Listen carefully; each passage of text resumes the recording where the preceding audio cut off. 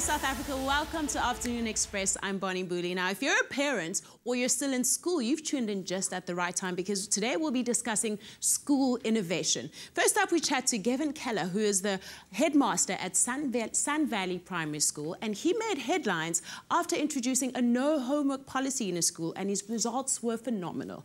And then we're joined by Shirley Erwee, who has been homeschooling her children for almost 20 years, and she's written a number of books on it as well. Then, if you're in high school, make sure you stay tuned because we'll be chatting to the founders of Paper Video, an innovative way to study for your exams without the need of extra lessons and with only the use of your cell phone. Bonang's in the kitchen and she's busy with the kind of homework we don't mind doing.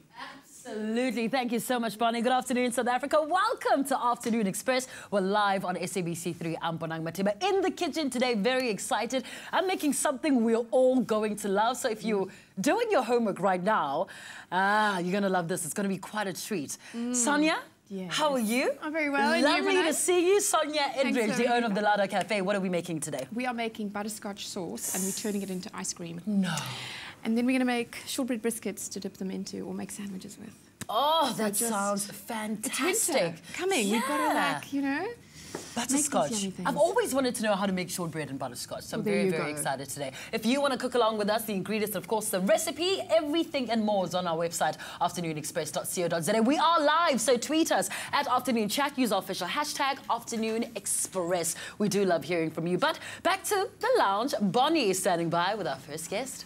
Thanks, B. Late last year, Sun Valley Primary School in Fishhook, Western Cape, made news headlines when it was revealed that they did away with homework to free up more time for kids to play and be kids, which goes completely against traditional schooling. Whether you agree with this approach or not, the results have been phenomenal. We're joined by the principal of Sun Valley Primary School, Gavin Keller. Welcome to the Loft, Gavin. Hi, Bonnie. Wow, lovely to have you with us. So, before we get into why you scrapped homework, what is traditional homework in addition to schoolwork? How does it benefit the child and how does it affect their learning environments in general? Well, you know, there's a classical approach and there's the mystical approach. And the myths about homework are rife. And the research into homework seems to prove that it has very little value, specifically up to grade 9. So we are saying that why extend the day when there's no research to back it up?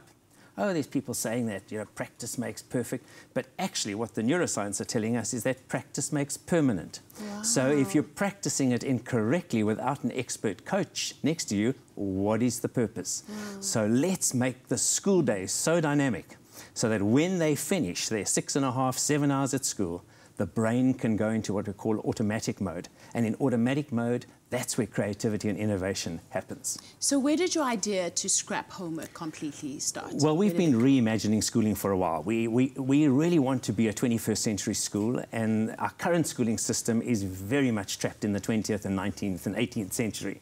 So we need to relook at what the school is all about. And for us, schooling is about a place where you have a sense of safety, a sense of belonging, and when you feel safe and you belong, then the brain can access the prefrontal cortex where real learning happens, and that uses massive amounts of energy. So you cannot extend the day to be in that state. We want the children to work exceptionally well during their daytime school experience, and then we want them to go and play. The anxiety level of South African children in schools is at such a high level that we are seeing childhood sadness and childhood depression at a level that we've never seen before. And schools have to be the change makers to get this right. Yeah, and I can imagine extensive research went into you adopting this policy. So what kind of research did you come across and what was the scientific conclusion of it? Well, our interest is in the neuroscience of learning. So we've been, since 2000, we've really adapted our school to be a neuro-based learning space. And one of the big research fields that we've been looking at is innovation and creativity. And we saw the role of anxiety in shutting down creativity and innovation. Now, when you haven't done your homework, when there's a home that is not a good place to do homework, and where there are homes where they're no longer often parents or engaged parents, the place you're going to after school is not often conducive to doing extended work.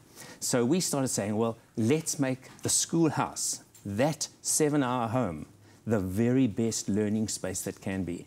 And then we started looking at some interesting research on what happens in first-year varsity when children have been full of anxiety during their school years. And we're seeing high levels of depression and high levels of sadness in first-year university, 8% considering suicide, because of that need to just be number one, to cope, to do that extra work, to go to the lessons, extra lessons in the afternoon.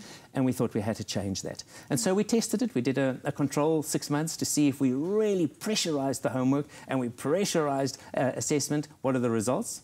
And then we did away with it for the next 6 months, and our academic results improved. That is absolutely incredible. What was the reaction of the teachers and the learners and their parents when you first told them that there'd be no more homework? All right, with the students, I went from 0 to hero in one assembly. Yeah. So when I did it, but it was a barter. I bartered with them. I said, I will convince your teachers to do away with homework if you promise to do 20 minutes of reading every day in the evening. And I can't tell you the level of reading that is now happening in that school. Our library, the books are all out. They're going to the local library. We are getting kids into, I love the word now, it's graphic novels, which we used to call comics.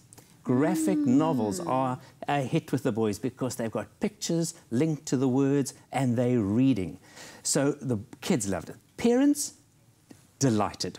Our parents are overwhelmed in the world of work today. The anxiety by the time they get home from work, both parents, if it is a nucleus family. I for one, I mean, every time I leave work, I have to go home and do homework with my children. And that's not how. You want to have quality time with those kids. You want to cook together. You want to make lovely things in the kitchen like they're making over there now. With them. You want to talk about the way you want to discuss the state of politics in the country. You want to talk about racism. You want to discuss you don't want to try and work through grade 4 maths addition of fractions that you can't remember how to do. Yes. You want to get on with that. So the parents were really were very supportive, and the teachers, they were the most difficult because teachers have always given homework. And their fear is, what will the parents think? What will society think if we're no longer doing our job? And so we had to convince them, and it didn't take long. Isn't that incredible? Maybe your grade 1 and 2 teachers were saying they need to practice their words. They need to practice it. And we were saying, get them reading. Read to them. 20 minutes of reading to your child in grade 1 is all they need. And the more you read, the better you learn. And I guess reading is more fun when you don't have to do it, right? Well, that is the joke. We started off a system where they had to tick off on a card that they've done their 20 minutes.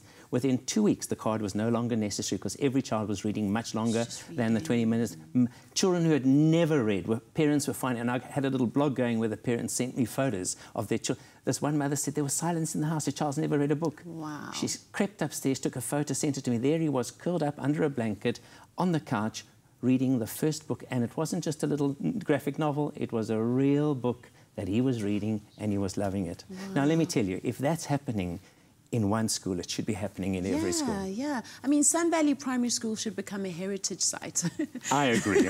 You do something at your school called neuro-learning. What is that? So neuro-learning is let's base learning on how the brain learns. Right. So the brain is designed to forget. So we've always thought, you know, we've always got a clap on the back of our head for not remembering. But when you talk to neuroscientists, it's designed to forget and it's designed to stay alive. So when you embed it, and we call it 40-40-40, do you want it to last for 40 minutes, the memory?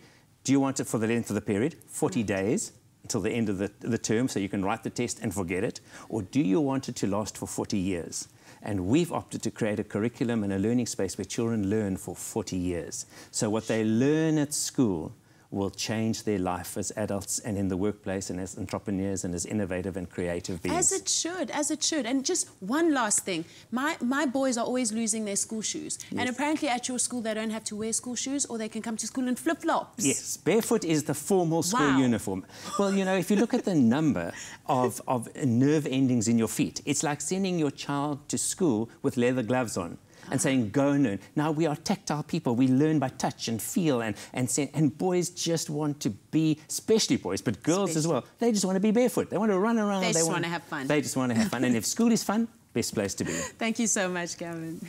After the break, we're making butterscotch ice cream, and we move to the focus of our conversation to homeschooling with author Shirley Erwee. Remember to answer our social media question for the day. We want to know, do you think homework is constructive?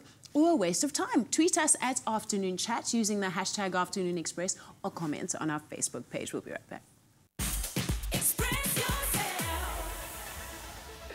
Welcome back. You're still watching Afternoon Express right here on SABC3. In case you just tuned in, well, you're just in time. I'm in the kitchen with Sonja, and today we're making butterscotch ice cream and shortbread. Sounds delicious. So let's get straight into it. Yes, right. What do we need? So we're going to start with the butterscotch sauce first. And so you can use this as a sauce anyway without making the ice cream.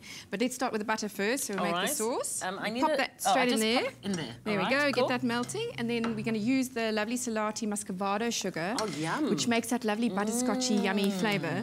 And how much of that do you want? All of that. All of it. It's a cup. It's a cup. It's a cup's worth. Yeah. Oh, that looks amazing. And what we're going to do is just melt this down. Okay. And here's one we made earlier. And what we need to do now is for the ice cream, sorry. All right, we're just going to heat up the milk. The milk? How much milk is this? So that's 2 cups, 500 mils. You can tell I don't do this very often. Oh, but you can. You see, this is something so easy. And this is the cream is this one here. Over there. Okay, so that's half a cup in there. And then we're going to put a little bit of vanilla. Yum. A little bit of vanilla, and I like to add, just to cut in on the sweetness, a little bit of ginger. You can add, yes. Oh, really, Sonja? So it's kind of like, you know, like a butterscotch cake or a treacle tart type vibe, you know, with all those yummy spices. You know, autumn is coming, and you want to sort of, have all these yummy, cozy foods that make you feel like you've got a blanket around you. Okay, so here's one we made earlier that's a little bit further gone. All right. And then we're going to add our cream to it. Let's just get that hot. I've got this one. Oh, you've got that one there. Sorry. All right, cool. Okay, just let that bubble. See, the sugars dissolve. What you want to do is the crystals in here take a little bit. You want to do it slowly and let them dissolve and go smooth. Okay. And then we're just going to let this bubble up, and then you'll have this wonderful butterscotch sauce. It's that easy. I never knew it was that easy. So this part is the bit that you'll need to, as a mum, you need to help your kids make. But this part of making ice cream, your kids can do. So this is a super easy recipe that doesn't require eggs. Okay, so we're going to add condensed milk. All right. Into that, and then if you all of it, yeah. And how much is it? So this is about half a can. Okay, so you tip that. Do you want my spoon? Yeah. You just want the condensed milk, or else we might be here forever. Yeah. So, okay. I just want your spoon. Tip that in. If you've got a ice cream machine with a churner. Yes, then, you just pop everything into the ice cream machine and leave it there. Then you use, instead of the condensed milk, you use 6 egg yolks. Okay. Okay, got you. And then you put it in the churner. If you don't have a churner, then this is the easy method. Just use like our grannies used to make. Just put the condensed milk in. My granny used to put her condensed milk in her tea. Oh my word. So yum. That is delicious. Yeah, I still occasionally in the winter put it in my coffee. Okay, so there's your butterscotch sauce. Now this, you can put it over bought ice cream, you can put it over anything. You can just make it for yourself and have a spoon and sit by the telly in the winter. So we can let that cool down, and then we're just going to mix those two together when they're cooled, and then tip it into a container, and there's your ice cream. And then you pop it into, obviously, the fridge until it sets. So you want to cool this down first, and then once it's cool, then you can pop in the freezer in a container that won't crack. So a Tupperware or a stainless steel dish, and then just let it for, you need about 4 to 6 hours or overnight. Okay. And then that's done. So, Sonja, I wanted to know, right? So what if you're lactose intolerant, but you totally want to eat ice cream? There are so many options. So you can actually make yogurt ice cream. Oh, yum. But you can make it with goat's yogurt. Oh, goat's yogurt, or buffalo's, buffalo milk yogurt. You can, I haven't tried it myself with almond milk, but you can happily try it. Fantastic. There are ways and means around it. So I use a really nice yogurt recipe where you use egg whites. So you whisk your egg whites, and then you fold in your yogurt. And yeah, you can add any flavouring you like to it. It's I've always wondered. Delicious. But anyway, thank you very much for that, Tim. I love that. Sonja and I are going to stay in the kitchen. We've got lots to do. Make sure that you log onto our website if you want the recipe and, of course, the ingredients. afternoonexpress.co.za. Back to the lounge with Bonnie. Homeschooling is a growing phenomenon worldwide. More and more concerned parents are choosing homeschooling as an alternative to traditional state-controlled education, where standards are often not up to scratch, and private education, which in South Africa can be extremely expensive. Our guest today is Shirley Erwee, a parent of 6 children and has been homeschooling since 1997. She's the co-author of 3 literature-based home education programs for South Africans and the author of a literacy and numeracy program for preschoolers. Welcome to the Love Chat. Shirley. Hi, thank you for having me. So why has homeschooling become increasingly popular? Well, firstly, in previous years, before 1994, it actually wasn't a legal option. But with the change of government, homeschooling became possible in South Africa. The South African Schools Act allows for it. And many parents are just finding that their children are not thriving in the school system. And so they desperately look at alternatives. And homeschooling, for some, is the choice that they feel is in the best interest of their children. Are there different curriculums to select your particular one from, or are they just standard ones? Yes, there's a whole world of choices out there, because homeschoolers are not obliged to follow the national curriculum. So many of us use programs from abroad. And the reason I wrote a program was because South Africans wanted to learn about our country too. So we just filled a niche in the market. And what are the benefits of homeschooling, as well as the challenges? I find that there are not many challenges once you've got into it and you've adjusted. It's a lifestyle that actually makes the family more cohesive, and it takes a lot of stress out of getting kids to school and the stress of the homework and exams and the outside pressure on the family. The benefits are that parents are involved with their children's education, and research shows that whether a child is at school or being home educated, it's often the degree of parent involvement that determines how successful that child is and their attitude toward learning. So parents want to be more involved and can be more involved and have greater choice in what their children are learning. And so they're able to give their children a customized education and allow the children to progress at their own pace. Right. And they allow their children the space to discover what they are interested in and then pursue that. And a child who feels secure, firstly, because there's a love relationship with the person supervising their learning, and a child who is self-motivated is usually a good learner, and there's normally a very good outcome. Now, parents I've spoken to about homeschooling and their thoughts on it, and even my own concerns are that, what about their social space? How do you socialize them? What about sports? Are there maybe aspects of their development that you're completely dismissing when you're putting them strictly in a homeschooling environment? That is one of the frequently asked questions, and it is a concern. But if you think about it, a classroom that is age segregated is actually a very artificial environment. In the real world, we all interact with all ages, not just 30-somethings or 40-somethings. And so by homeschooling our children, we're not isolating them and keeping them in a cocoon. We're actually giving them the world and all its diversity as their classroom. Right. And so research has showed that homeschoolers are actually better socialized than public school-going children in terms of being able to get along with all age groups. What if the idea of homeschooling appeals to you, but you're a working mother, you're a working father, and you just both can't be there at home to homeschool your kids? Can you take them to another parent's house to get homeschooled around the corner? How does it work? Yeah. What are the limitations? There are actually working parents who home educate their children. We even have single mothers that are juggling working and home educating. Is that not stressful? I suppose it is. I'm not a single mother, so I don't have that experience, but they find a way to make it work. And one of the things about homeschooling is that you can get a lot more done in a lot less time. So instead of spending 6 or 7 hours of your day at school, we can do 2 or 3 hours in a day and we're done. And not all of that is one-on-one contact time with the parent.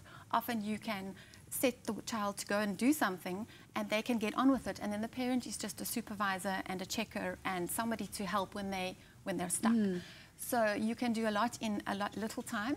But then there are parents who don't want to take on that responsibility, and so in South Africa what we call cottage schools or private learning centres are mushrooming as well, where somebody else will home educate other people's children at a learning centre. Yeah. So what are the difference between primary school homeschooling and high school homeschooling? Because I'm not trying to do geometry and standard 8 to matric maths with my kids just because I hated doing it, and I'm not trying to do it all over again. What we find, and not every parent can. Yes, many parents have anxiety about certain subjects like maths or science or high school literature.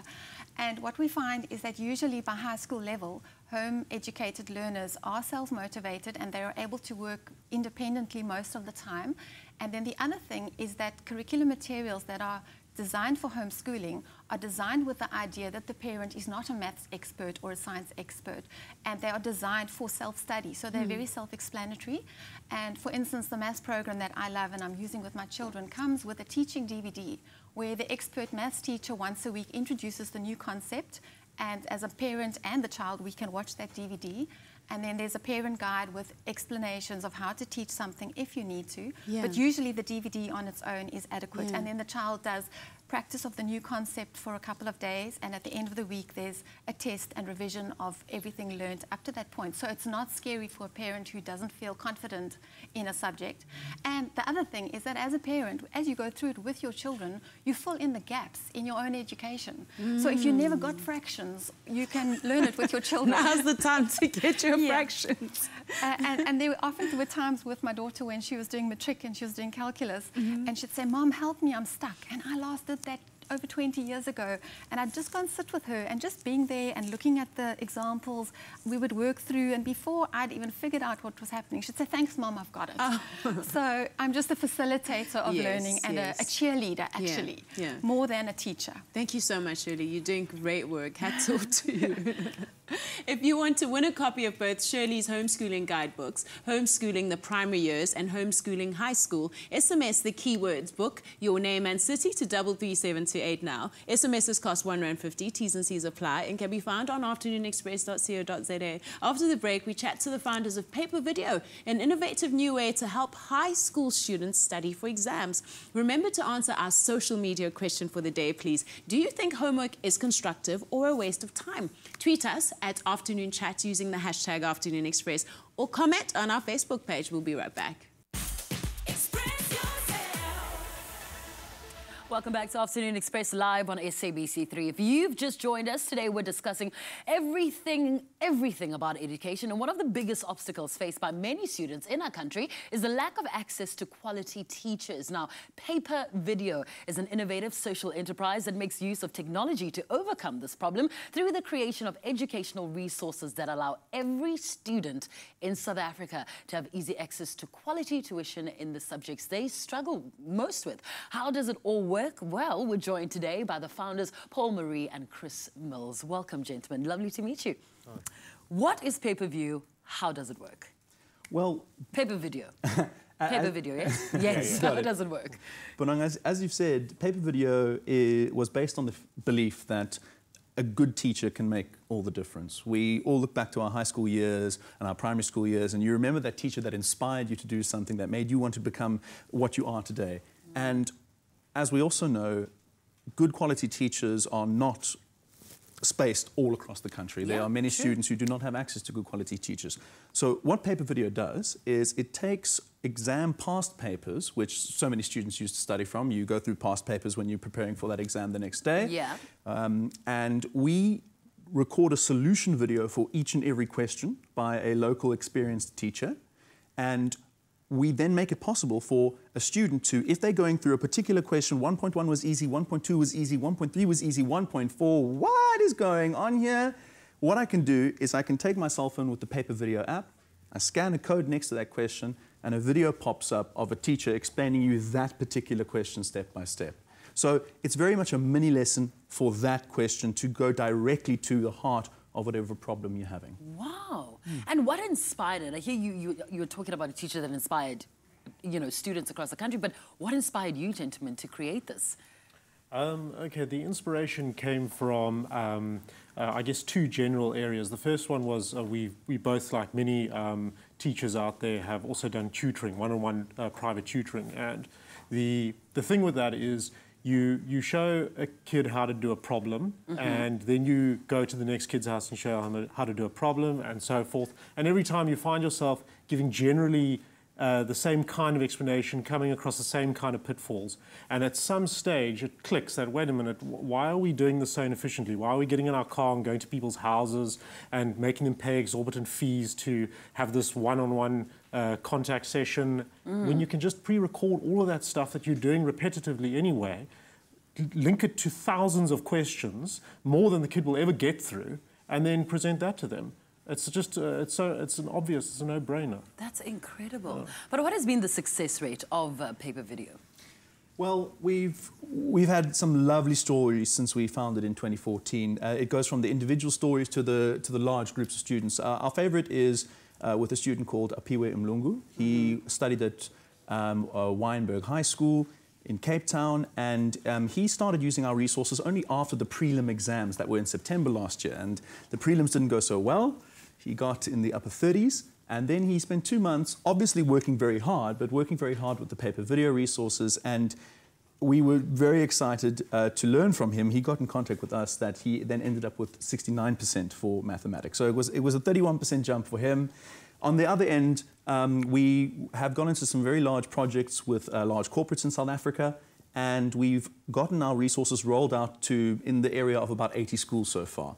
And that includes last year where more than 2,500 students received our maths resources. And we're very excited about a statistical analysis that's just come out and shown that in comparison to schools who were not sponsored the resource, our schools improved by more than 3 times than those schools in the results last year. That's amazing. So do you think then that this can replace the tutor? Well, you know, the next couple of years. We definitely like to think so. Okay. We think that tutors are a privilege that has been reserved for students and parents who are able to afford it. And we've both had experience teaching at a school called COSAT in Khayelitsha, and we want to make it possible that every single student can benefit from having an extra teacher available to whenever they want it. And with our app, for example, you can scan one of 8,000 questions so far to get a lesson on that. If you have a question about it, you can ask a question on the video as well. Amazing. There's a community of students through chat. It's something that we're very excited about. And we think that through technology, education will become more and more personalized. But also through technology, I mean, not a lot of children and students in South Africa have access to technology. Then what do we do in that case?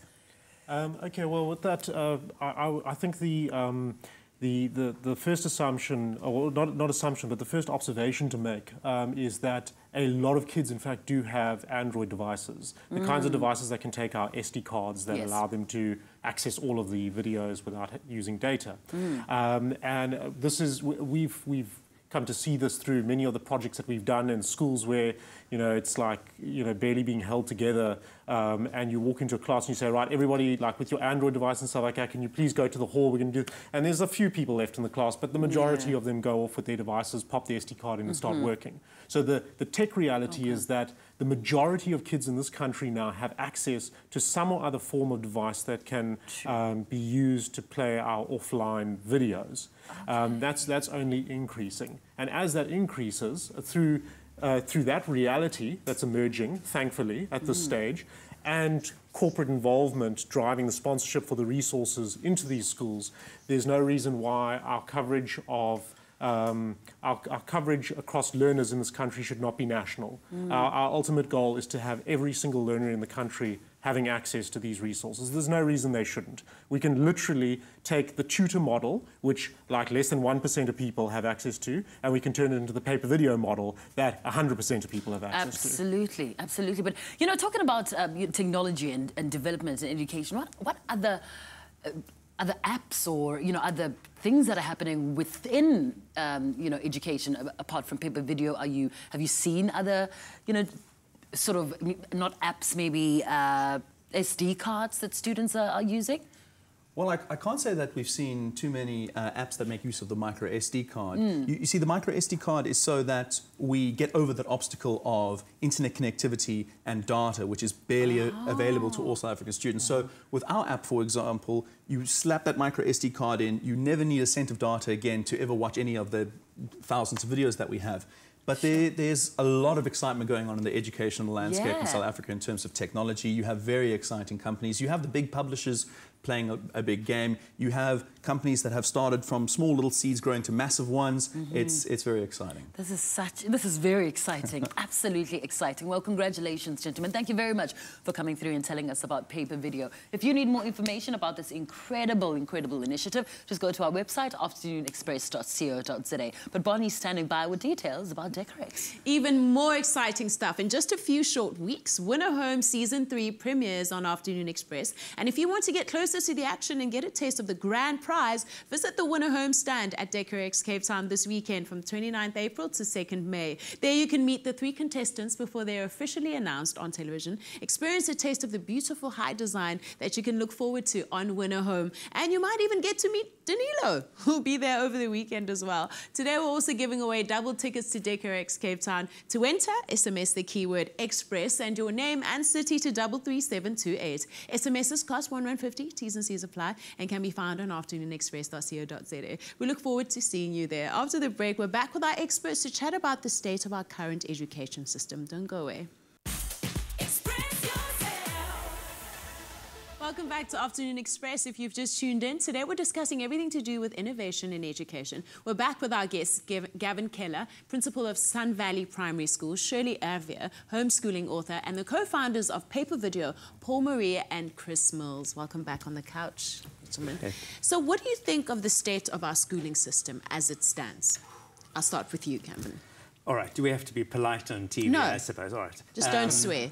It is a family. The state of education, it's a crisis. It's a massive, unadulterated crisis. There are a few highlights, there's a few beacons, and they need to be celebrated and encouraged, but we have the greatest policy and the most appalling delivery, and that has to change.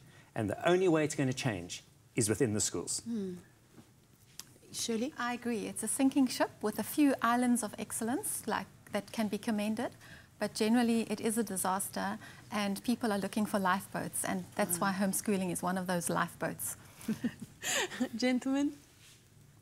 It's indeed the case that we have some of the worst levels of education in maths and science, not only in the continent but in the world. And it's something where one of the biggest problems that we have in our South African schools is that of accountability. We have very ineffective methods and very little human resource capacity to make sure that all teachers are up to the standard that South African students deserve.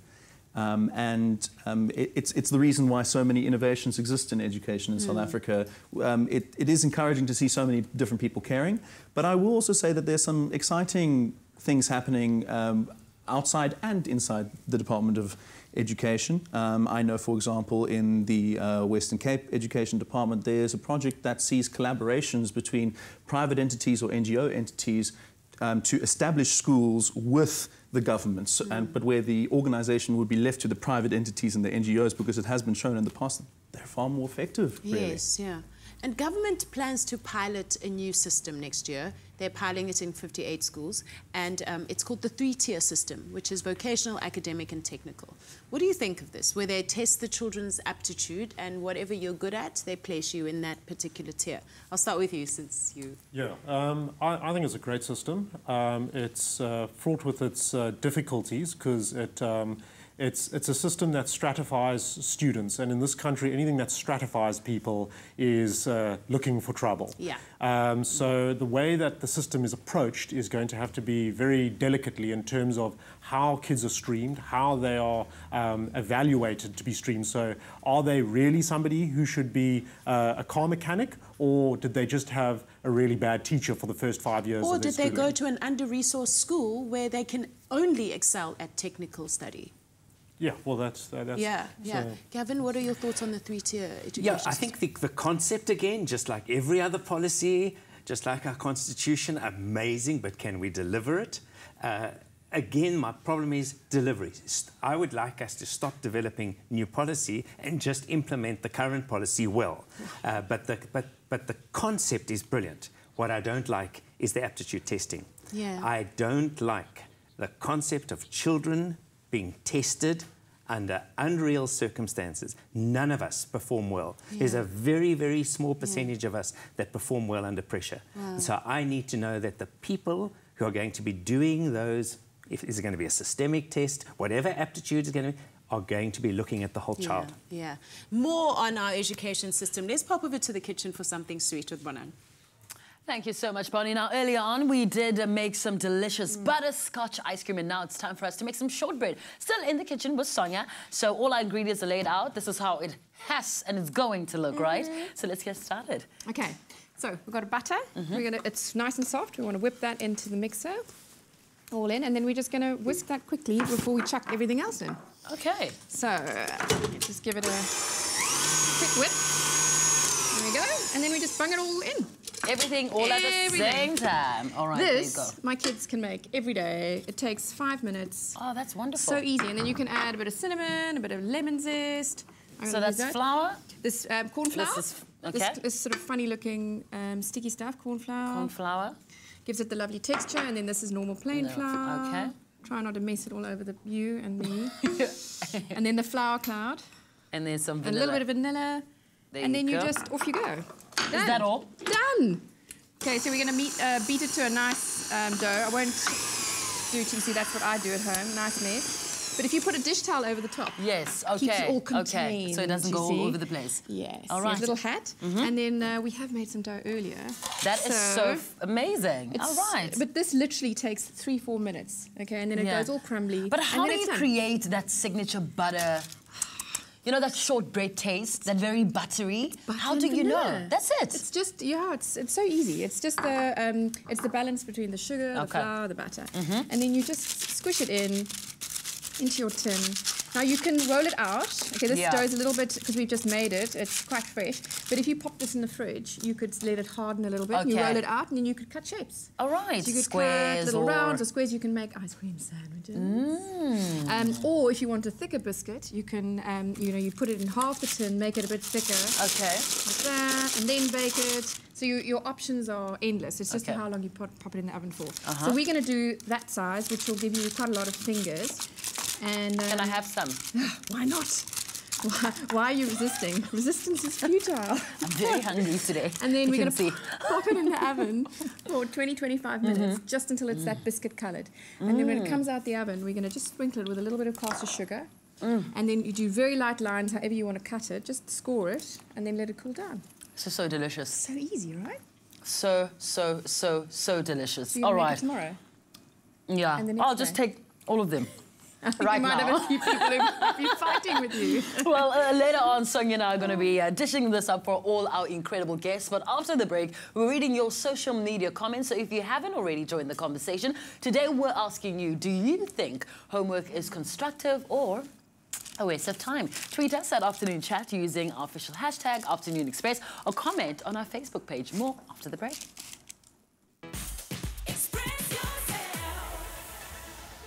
Welcome back to Afternoon Express on SABC3. Now, we've been in a heated discussion about our current education system. And just before the break, I asked the question about the 3-tier education system that the government proposes to implement next year. And some of your thoughts, Shirley? I think government still has the mindset of a top-down delivery. And they're just giving mass education, which I think is one of the pitfalls of that system. Every child is not ready to learn the same thing on the same day in the same way. And although they are perhaps differentiating by these 3 systems, their thinking hasn't changed. Not enough for me, anyway. Well, you are my hero, okay? And I wish that I was young again just so I could go to a school where there's no homework. I know. But, yeah. That would have been the best. Right. Amazing. What about no homework in high school? How does that play out? Well, that's always the conversation. You know, they say it's fine in a primary school. Now, we go all the way up to matric. Wow. And so we've made sure there's no homework up to the end of grade 9. So we're making sure that, and one of the big problems in high school is your grade 9, because what happens in high school is that the subjects don't talk to each other, but all the marks have to be in at a certain date. That means all of the teachers are setting assignments for the same time, and the overload on a teenager who is basically brain damaged at that stage of their life, grade 9, cannot cope. So the dropout level in the grade 9 is extreme. Those projects should be being done at school, and with good planning and with managing CAPS, which is the curriculum, you can easily do it. Grade 10 to 12, we are now setting them up for their exit. There you have to have tuition. The wonderful input we've had on giving that extra lesson via digital format, that is what needs to be the homework. Working through the problems, practicing, preparing for it, learning how to get through that paper. That's not a life skill. That's a survival skill. It's how am I going to survive grade 10, 11 and 12 so I can get the exit and get the heck out of school and go and do what I want to do. Wow. Now, gentlemen, I forgot to ask you earlier on about paper video and how you access it. If a student wants to access it who are watching, you know, the show right now, how do they find it? Where do they find it? What do they do? You can find it in a number of means. You can go to our website, papervideo.co.za, or you can find the app on the Google Play Store. And the app and the website both give you the ability to watch the videos, and you can get the exam papers with the links next to each question at the website itself. And then how does it compare to the, you know, exorbitant amounts of money that schooling costs versus paper video? Okay, the way we compare the costs is you take what is an hour lesson with a tutor cost? Well, it costs about like 200 Rand. So it costs that, and you get an hour of tutoring where the tutor has to arrive, warm up, get to understand your problems, and then leave again. With paper video, our books are priced at 200 Rand a book. That gives you access to all of the videos, approximately 40 hours of teaching in those books, plus the past papers themselves. And you can go back to those videos whenever you want, and you have the video that you need when you need it, when you're stuck on a particular problem. Wow. So after your first hour with a tutor, you could have had the paper video resource. So give up one of those hours and then carry on employing them the following week. And then you'll have the best of both worlds. Is there paper video available for adults who are studying long distance? That's a great question. Yeah. We'd love to expand. We're going to expand into the primary school years first, and then we're going to see what we can do about adult training. I'll be waiting. All right. But today we ask you, do you think homework is constructive or is a waste of time? Let's go to Twitter. Who do we have? Yeah, Sinago Bomela said, kids already spend long hours at school working. An hour of reading in the evenings should suffice. Yeah. All right. Thank you very much. Nodi Pash says homework causes stress and anxiety for both parents and learners. Do you agree? Absolutely. They are shouting out what the entire country, indeed what the entire world is saying. We do not need that level of anxiety in our children. Anxiety shuts down brain processing. We need live, fresh brains in the classroom every day. I mean, I've got homework to do when I get home because I'm doing it with my children. Oh, yes. I'm a little bit anxious. I'm like, oh my God. I know what you mean. Asema Athem guy says, I think homework is constructive as it tests a learner's memory skills and understanding of the topic. Your response to that? Well, I'm interested that they're saying it tests memory. What they're actually saying is that it tests regurgitation. So can I regurgitate what I've just been taught? Again, is it 40-minute memory that she's wanting to regurgitate, 40-day memory, or is it 40-year memory? And that is conceptual. That has to, the concept, and you practice concept by doing it over and over. Practice makes permanent. Gotcha. So the more you do it, under the advice of a coach, as we do with paper video, you have a top-class coach teaching you, or a class teacher teaching you, or a mother teaching you. Once you've got the top class, then the concept is embedded.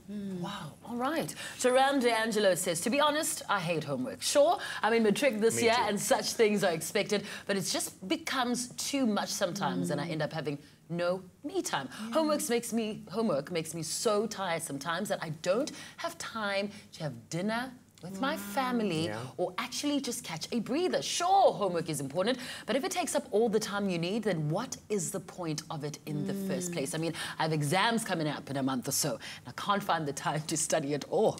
Wow, sure. That sounds stressful. Yeah. What do you have to say about that? Well, you see, the neuroscientists are saying to us, we have to fit in sleep. 9.25 hours for the average teenager must have, in this country, 6 hours is the average sleeping time. So every week, our teenagers are 15 hours short of sleep in the classroom. They are exhausted. Then we've got to fit in focus time. And then extramurals. And exercise. Then we've got to fit in playtime. We've stopped playing. That's why we've lost our creativity. Yes. All right? We've got to play. We've got to connect. We talk about our teenagers being screenagers. They are just desperatly trying to connect. And they're also trying to de-stress. So they go to social media and their phones. Then they have to have time in. Just mindfulness and time out where they do nothing. Got you. Then you're going to have healthy, mentally healthy children. Thank you so much. Well, hopefully, you know, all the parents that are watching learned a thing or two today, and to all the students, shoo, the best of luck with exams, especially to you, Jerome. Thank you so much to all our guests for coming, and to you for watching. Sonja, thank you for the delicious ice cream and shortbread. We'll be back tomorrow, 4 p.m. right here on SABC3. From all of us, is good evening and happy eating. Bye. Coming up tomorrow on Afternoon Express. Celebrating Freedom Day, we take a look at what freedom means to us as South Africans in 2016. And we chat to singer Sandy Buerta about her #WhiteEqualsBlack campaign. Another feel-good production. Hi, YouTubers. Thank you so much for watching. Your support means the world to us. Join the Afternoon Express family by subscribing to our channel right here. And we'll keep you up to date with all our recipes and, of course, our fabulous episodes. Also, feel free to leave a comment and share this video. We do love it when you express yourself.